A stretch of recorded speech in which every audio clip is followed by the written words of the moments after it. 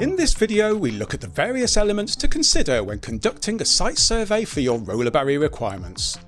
The non-aggressive roller barrier anti-climb device offers a simple and effective way to safely help prevent people from climbing up onto an area or using fences or ledges to gain access to grounds or buildings.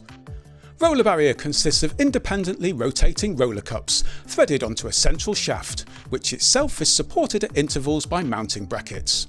The cups are too big to get a hand grip on and collectively form an unstable and ungrippable surface which, when correctly positioned, will deter a would-be climber from reaching up to grab the barrier.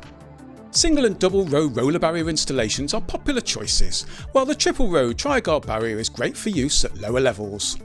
While roller barrier works well in many situations, there may be some locations where it is either not suitable or should be used in conjunction with other security products to create an overall solution.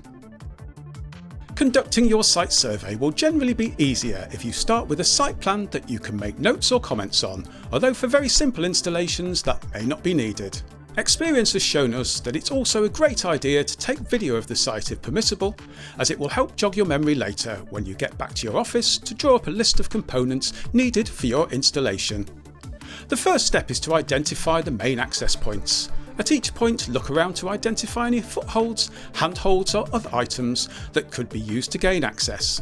These can include, but are not limited to, fences, posts, ledges, guttering, downpipes, fascias, walls, lighting, air vents, grills, rails, door frames and handles. If there are any such aids that could assist a climber to climb up and navigate around the barrier, they will also need to be taken into consideration as part of your overall solution. It's also important to remember that when you make an area safe, it can often drive determined climbers to target other areas of vulnerability that have not been a problem before.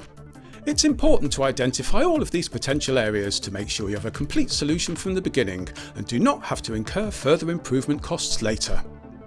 So how many meters of roller barrier will you need? Check out this video for more information.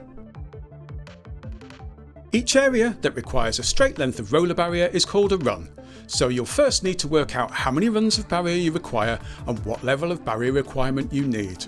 Roller barrier is sold by the meter and has the option of single row, double row or tri-guard triple row. Single row is designed for lower security installations where you'll need a barrier to prevent access to an edge or to create an unstable surface.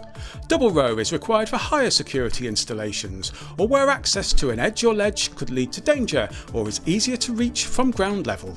Tri-guard is normally used in lower situations to create an unstable surface to prevent purchase or being used as a step to gain higher access. Things that will help you. Taking the right kind of photos. Clear photos are important and you can never take enough of them. They should be taken for each run, including any climbing hazards that are present, and should show the perspective of the whole area. By naming each of your photos the corresponding areas, we can see where the barrier needs to go. What kind of brackets will work for your requirements?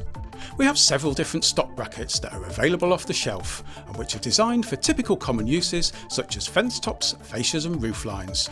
But we understand not all areas are uniform and we can offer a bespoke bracket fabrication if required. All standard brackets are listed on our website, but if you're not sure which one will work best, you can leave that part to us and we can identify them for you. To heighten aesthetic appeal of the finished installation, we also offer some brackets with a black powder coat paint finish. Consolidating your information to enable us to quote you. A simple line drawing with numbered areas and the meterage required for each area will help us establish your requirements.